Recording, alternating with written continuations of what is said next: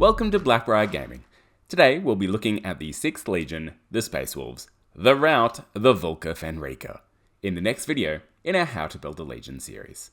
Hopefully this is useful not only to those interested in the Space Wolves, but for all Legion players, giving them an understanding of the concepts behind army building in Horus Heresy, and an idea of what each Legion can bring to the table. I hope you enjoy. A quick note before we get into it, a subscribe and a like really helps us reach a bigger audience. So if you enjoyed the video, please hit those buttons down below. Also be sure to check out our affiliate link in the description. The Space Wolves, the Sons of Russ, the Emperor's Executioners. So many names, so much awesomeness packed into one Legion. We've got Space Vikings, who kind of turn into wolves. What's not to love? Shamed for their reckless burning of Prospero, the 6th Legion were hounded by Traitor Legions throughout the Heresy, choosing a desperate gamble at vengeance over returning to Terra. Their lore is some of the best of any Legion, their rules are fantastic, and the Space Viking aesthetic has so much potential, even if Forge World haven't necessarily achieved it. I am a huge 30k Rout fan, so let's get into it. First up, the Age of Darkness box set. The starter set does wonders for anyone looking to build a 6th Legion force. You want infantry, and you want a way to get them into combat. You do need a bit more on top, but we'll talk about that as we get into it. To start any Space Wolves army, I'd be looking at 2 big meaty units of infantry. One of Grey Slayers, and one of Grey Stalkers. Because why wouldn't you? Now, the starter set has you covered with the Mark 6 being a great basis to work from. Whether you go with Forge World upgrades, kit bashing 40k Space Wolf sets, or 3D printing, the bits you need to convert these squads up, I found that the bigger Mark 6 miniatures make for great looking Space Wolves. In particular, the Forge World Grey Slayer upgrades look fantastic with Mark 6 armor, and there's not even any awkward snipping involved like a lot of other Legion upgrade packs. I always thought Mark 3 or Mark 4 Space Wolves looked a little bit awkward with oversized weapons. With Mark 6, this is not the case. Cataphractite Terminators are actually really good in a Space Wolves army. They've kind of lost popularity in this edition for obvious reasons, not being able to sweeping advance, weapon skill 4 not being great on combat units. So while they can't run an assault like their Tartarus compatriots, in Space Wolves army, they get +1 weapon skill on the charge. So good.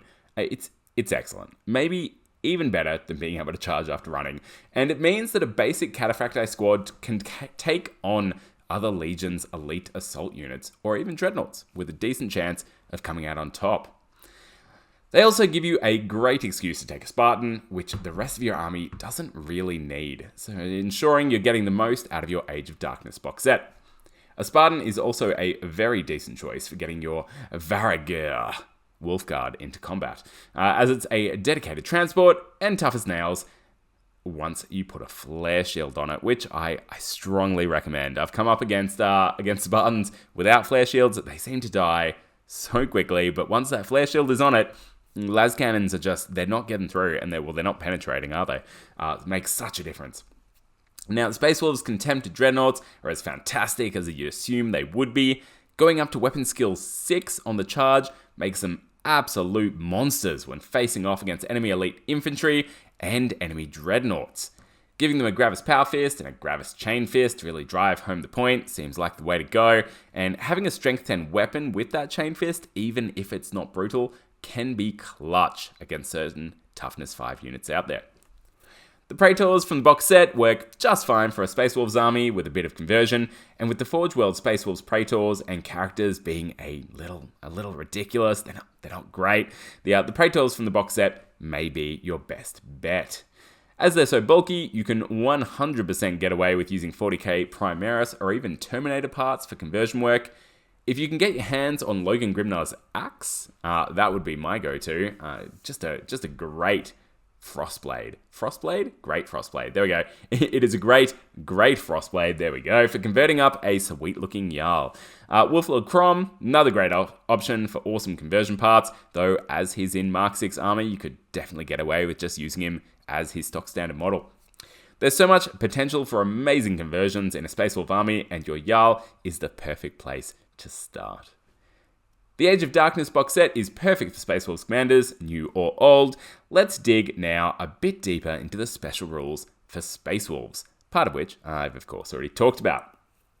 So, the Space Wolves special rule gives your army bestial savagery, which has something for everyone and has to be one of the best special rules in the game. For your regular infantry, it allows them to snap fire and charge after running, which by itself is absolutely game changing and puts the Space Wolves up there as one of the best combat legions. But there's more. For infantry that can't run, or for anyone that's not infantry or a vehicle, you get +1 to your weapon skill on the charge. So your heavy infantry units, your dreadnoughts, your cavalry, they're all getting +1 weapon skill when charging. Having a higher weapon skill than your opponent is vitally important in this edition of Heresy, and this puts regular Cataphracti Terminators on weapon skill 5, letting them compete with elite infantry. It gives your Deathsworn pack weapon skill 5, and puts your Varagir Wolfguard into weapon skill 6 territory. Wild. As I mentioned previously, it also gives your Dreadnoughts weapon skill 6 on the charge, which means that they're going to come out well on top in a Dreadnought on Dreadnought duel, which seems to be all too common in games these days. It also makes Legion Outrider squadrons viable combat units, as each model can take a power weapon, charnable weapon or lightning claw, and are getting weapon skill 5 on the charge. It's not the cheapest unit, but really handy for getting into your opponent's backline and tying up some squads. Lastly, cause we're not quite done yet, just for funsies, Space Wolf vehicles get +1 strength on their ram attacks. This is a nice little bonus to all those Land Raiders you might want to be taking with all those heavy infantry I mentioned before, because it puts their ram attack up to strength 8, the sweet spot for killing elite 2-wound infantry if they fail their armor save. I think ramming is currently underrated, and it's a nice option if your Land Raider happens to be shaken, or if all viable targets for shooting are already in assault. Correct me in the comments if I'm wrong, but I'm pretty confident you can ram into an ongoing assault, which is kind of hilarious and kind of useful for a very combat-focused legion. Bestial Savagery is excellent. Running and assaulting gives your army so much maneuverability. It makes Grey Slayers and Grey Stalkers extremely fast on the table, especially once you start getting fleet shenanigans from the Space Wolf Rite of War. It's powerful, full stop. Can't talk this Legion special rule up enough. Everybody wins. As a bit of a change from the regular Legion build format, I'm keen now to look at the Space Wolves armory and consoles before we dive into the Rites of War. There's just so much going on in this space, and it needs addressing before we go any further. So, the Space Wolves armory and their many consoles will really impact the way you build an army, so it's important to have a good read if you're planning on putting a Space Wolf Legion together. Fenrisian, there we go, axes are fine, but just fine. Losing Shred from the Chainsword is a blow, and I don't know if I want to spend 2 points to do it. Yes, you get +1 strength, but Shred is objectively better, and the Reaping Blow special rule is not always going to come into play, especially for your bigger squads of regular infantry. Frostblades are equally a sideways step, rather than being purely better than their power weapon options. Losing Rending but gaining the all too inconsistent Reaping Blow and a pip of strength for the Frost Sword, it's probably not worth 5 points, so I'm just not that interested in it, except for a bit of flavour where appropriate. Now, what is great is, aptly named, the Great Frostblade. AP2 at Initiative is rare in this game, and suddenly you can splash it across your independent characters on the cheap.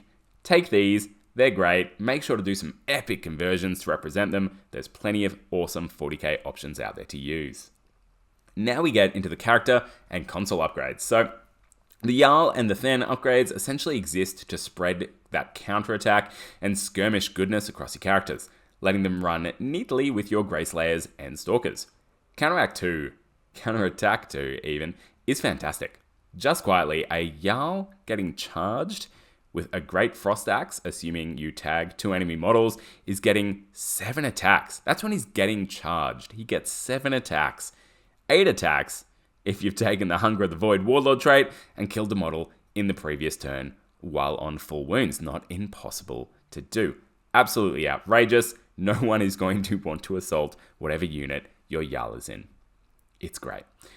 The Speaker of the Dead is where things start getting really spicy, if not a tad pricey. So this is a console. You've essentially got a chaplain and an apothecary rolled into a single character. You're paying the points for it, but both chaplains and apothecaries are an absolute premium in 2nd edition Heresy. This console is fantastic, and I'd be aiming to include him in almost every 6th Legion army I build. Speaker of the Dead, so cool. Great conversion potential here too. Some awesome 40k models you can use for this guy. New and old school as well. Tell you what though, he's got stiff competition from the Space Wolves version of a Librarian, their other specific unique console, the third we've got so far, of whom it should be noted they do not approve, those Librarians that is. It is the Caster of Runes. Definitely not a Librarian, people. Not using the warp, don't even say it. No warp magic here.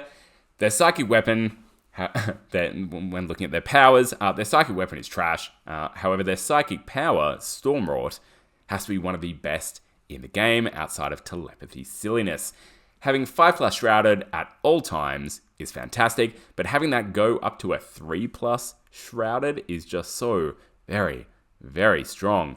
This makes your infantry speeding across the table extremely survivable against anything that doesn't have night vision or ignores cover, so watch out for those. A 3+ mitigation roll, insanely good, and I'm pretty sure this is the only unit in the game that can achieve it. Put him in a big old unit of Tartarus Terminators or Grey Slayers and run them across the board without a care in the world. Don't forget that both of these consoles can take that amazing Great Frost Blade I mentioned earlier, making them absolute powerhouses in combat as well. Do be aware, however, that putting them in Grey Slayer or Stalker packs does have a slight downside as you lose skirmish in those units, hence why the Jarls and Thens exist. So, now that we understand what the Space Wolves can bring to the table, let's check out their 3 rights of war.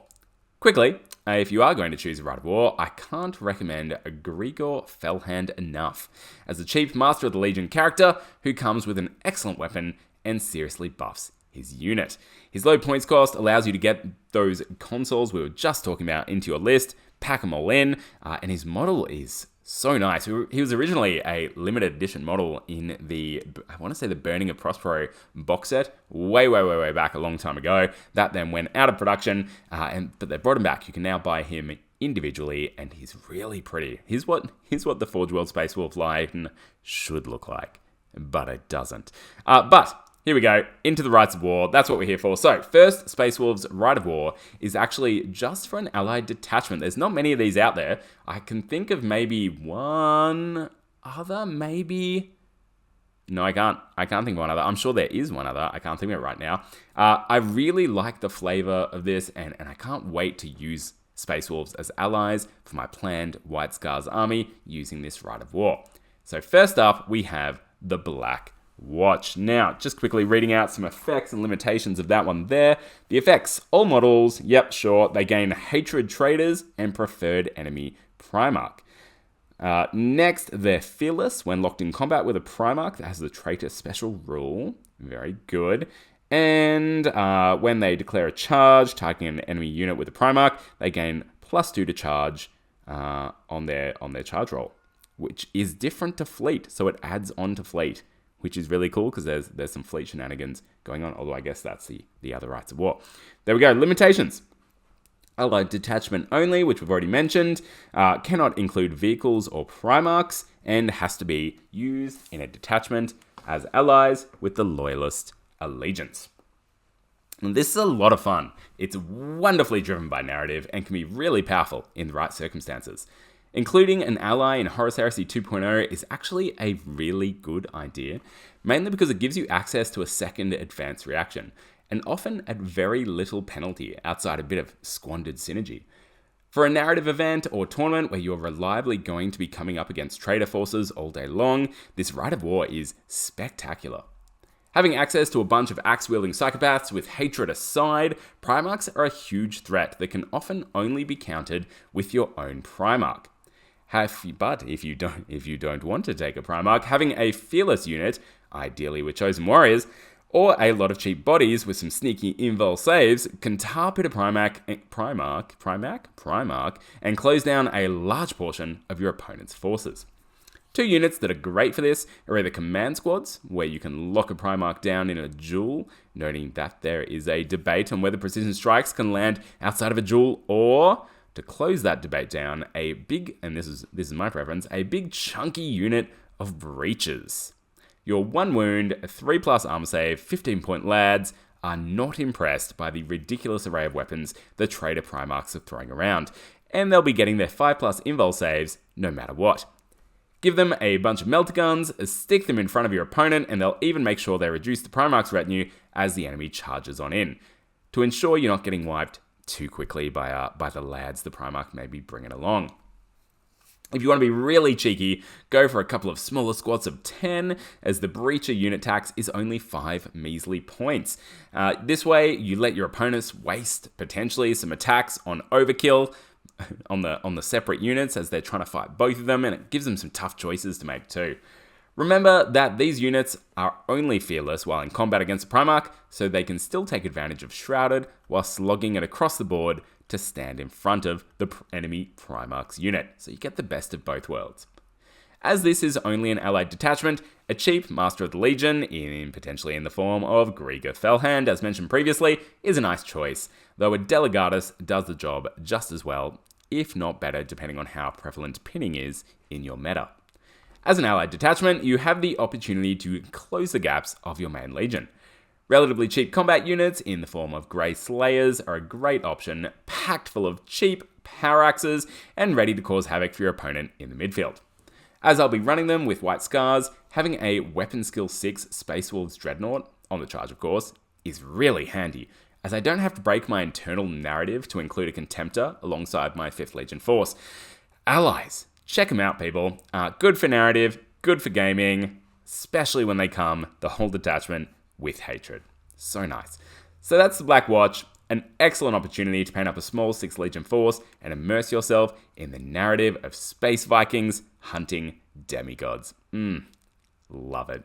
Okay, next up is the Pale Hunters Rite of War. Let's quickly have a look at the effects. So, all models in Grey Slayer or Grey Stalker packs gain hit and run. Now, when they're making this hit and run, they don't have to move the full inches on the 2d6 that you roll. They can move up to that at their leisure, as long as they're more than 1 inch away from the enemy unit when they end this move.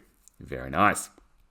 On the turn in which a unit from this detachment enters play as part of a flanking assault, all models in that unit gain the Fleet 2 and Rage 2 special rules. Very good. And up to 3 units from a detachment using this Rite of War that has either infantry or cavalry unit type can be upgraded to grant all models in that unit the Outflank special rule for no additional costs. Now, limitations, you can only include a single heavy sport choice, and you have to have at least 1 unit from the detachment assigned to a flanking assault. Hit and run is such a powerful special rule. Being able to disengage from an enemy unit at the end of your opponent's turn, ready to shoot that enemy unit in your own shooting phase, then assault back on in, it's really good. Really good. Really gives you control of the combat side of the game. Having more control over the distance moved during hit and run, even better. I recommend putting some Initiative 5 consoles into these units to provide a better chance of success on your initiative tests. That initiative test that you have to do to successfully hit and run. I actually don't recommend putting Grey Slayers or Grey Stalkers into Outflank with this Rite of War, as then you're taking hits for running consoles with them, and you want to run consoles with them. So, if you want a console to outflank, you need to expend one of your 3, and this is for a bunch of different Rites of War, it's a pain in the butt. You have to expend one of your 3 outflank options on them, which doesn't feel great. Suddenly, it's a console and a unit count as 2, as opposed to just 1 unit. Unless, however, it's a Legion Vigilator or Pathfinder.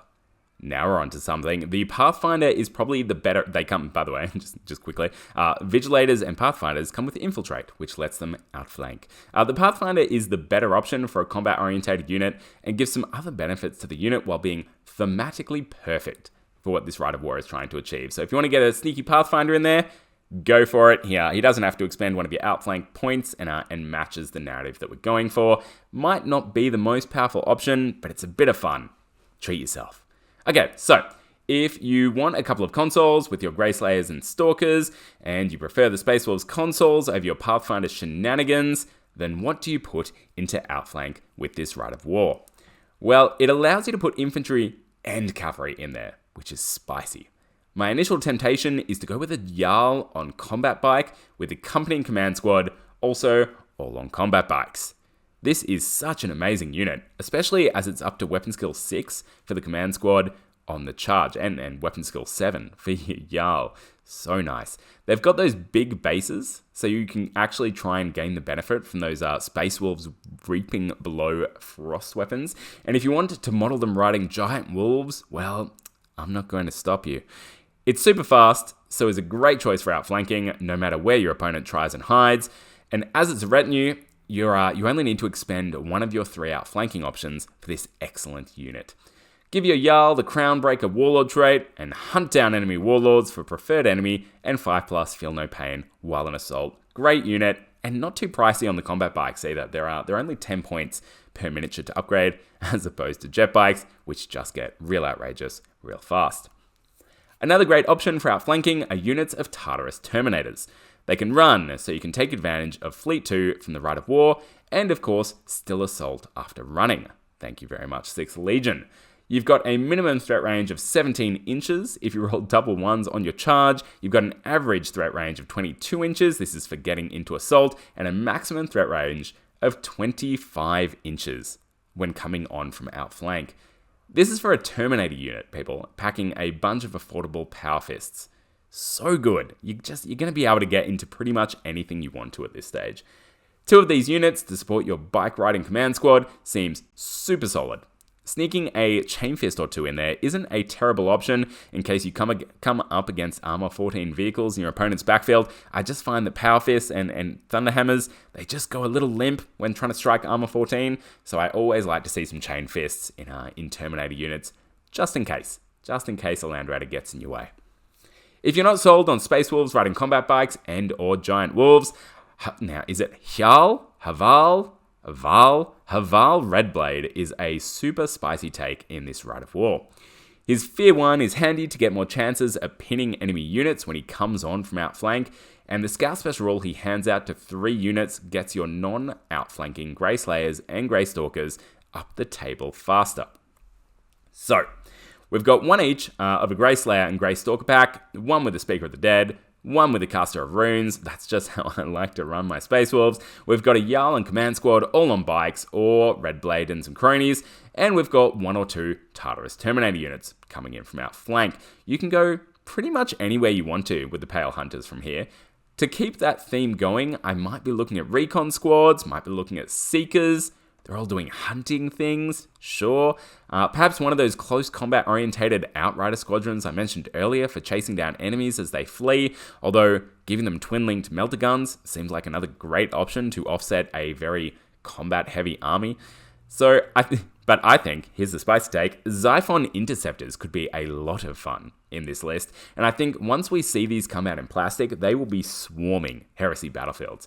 With only 1 heavy sport option, if I went down the heavy sport route, probably looking at a squadron of Scorpius to try and pin some enemy units near your outflanking entry point to avoid the inevitable reactionary fire once those units start assaulting, and in those first early turns to try and be pinning some squads to stopping them getting to your outflanking point and swarming it to stop you from coming in. There are so many fun ways to run a Pale Hunter's Rite of War that it just comes down to personal taste. But now moving on, finally, the 3rd Rite of War, we have the Bloodied Claw. This is just quintessential 6th Legion, and likely the most popular option, as it also comes with the least restrictions. So for the Bloodied Claw, the effects we have: once per battle, at the start of their player turn, a player whose army includes, blah blah blah, you may declare a Bloody Claw. So here are the following benefits. You add +1 to the score used to determine the winner of assaults. Great. You gain Fleet 2 and Furious Charge special rules. Very nice. And you gain the Stubborn special rule. Or if they already have Stubborn, you're now Fearless. Limitations. On the turn that you declare this, you essentially have to charge if able. So that is the Bloody Claw. It's all about that one big turn where you declare your Bloody Claw and you get a bunch of bonuses, the most exciting of which is Fleet 2 and Furious Charge.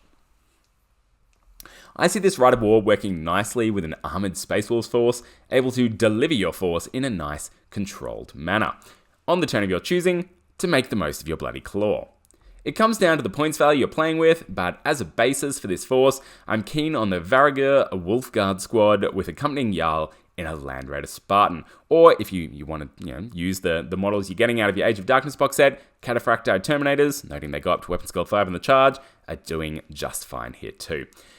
I really liked Wood because they've got the units, they've got interesting units. A Death Swarm pack, it's not the most powerful choice, but a Death Swarm pack with accompanying Speaker of the Dead in a Land Raider Proteus is going to look really cool in this army as well. They look really cool. People, even if they're not the best, they look amazing. The obvious pick here is to take Hal the Morkai on your Jarl, giving you an extra pip of strength on your Bloody Claw turn to go with that Furious Charge, because it's not Furious Charge, it's +1 strength for that Warlord trait, different to Furious. So you're now at 2 pluses to wound across your entire army, no matter what you're swinging with on that turn that you go all out. And putting anyone armed with a great Frostblade up to Strength 8. That's right, people, a Strength 8 AP2 weapon swinging at initiative. So tasty. I'd throw a couple of 10-man Grey Slayer packs with some ranged weapons into Rhinos to drive home the armoured theme and grab those midfield objectives, supported by a couple of Contemptor Dreadnoughts to keep pace with the wild advance. Taking a single Assault Squad or Destroyer Assault Squad is also a nice cheeky option to cross your fingers and hope they can come in on the turn you call your Bloody Claw to then land amongst your opponent's forces and potentially hand out some pinning. It's going to come off every now and again, and the synergy when it does is going to be really cool. It's a bit of a gamble, but it's a fun one. Get more armor into this list with Legion Predator Squadrons. I'm partial to Predators, armed with as many las cannons as melters as you can attach. The Magnum Melter Cannon is an amazing weapon. You're not seeing enough of it on the tables yet, and it will just open up your opponent's transports, ensuring their fleshy occupants are ripe for your all-or-nothing Bloody Claw charge. That'll do for Rites of War. So much to talk about there. Honestly, when it comes to 6th Legion, if you want to get into Assault, if the unit wants to get into Assault, it has a place in pretty much any Rite of War. Go forth and deliver the Emperor's cruel justice to those traitor scum. Finally, I've put together a 2,000 point list for a Pale Hunter Space Wolf army. I like 2,000 points as it forces you to make some considered list building decisions, as opposed to just taking all the good stuff in bigger 3,000 point games. Here we go. So, the HQ in a Pale Hunter's Rite of War. For the HQ, as I talked about when we were talking about the Rite of War, we've got the Jarl on his combat bike here. Only a 10-point upgrade, and it just does so much for the unit. I'm going to give him a great Frostblade.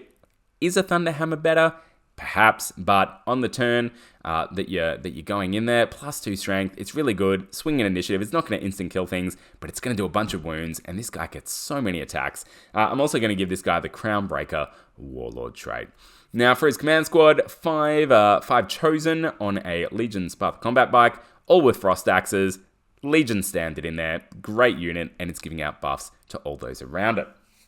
For my next 2 HQ choices, I just can't help myself. These consoles are so good. A Speaker of the Dead with his Mastercrafted Power Maul, that's what he comes with, and a Caster of Runes with a Force Axe are my go-to here. Definitely choosing the Space Wolves Psychic Powers for that Caster of Runes. Moving into the elites, looking at those 2 Tartarus Terminator squads, one with Power Fists and Chain Fists, and the other with Lightning Claws and Chain Fists. Always take some sneaky Chain Fists, people. That's my advice. That's my hot tip for today. When we get into troops, a unit each of Grey Slayers and Grey Stalkers, I think is, it's thematic. It's Space Wolves, they're in there. I run them pretty simply, at least for the Grey Slayers. Grey Stalkers, I have some interesting takes, but for the Grey Slayers, keep them nice and simple. Don't go over the top with upgrades for these guys. They can get so expensive so fast. Just chuck in a Vexilla, chuck in some Power Axes, and a Huskar with Artificer Armor and a Power Fist is plenty. This unit's going to mince whatever it hits. It doesn't need more than that. Grey Stalkers, however, they're really interesting. Don't forget these guys have Relentless, and therefore, I think it's kind of interesting to give them some ranged weaponry.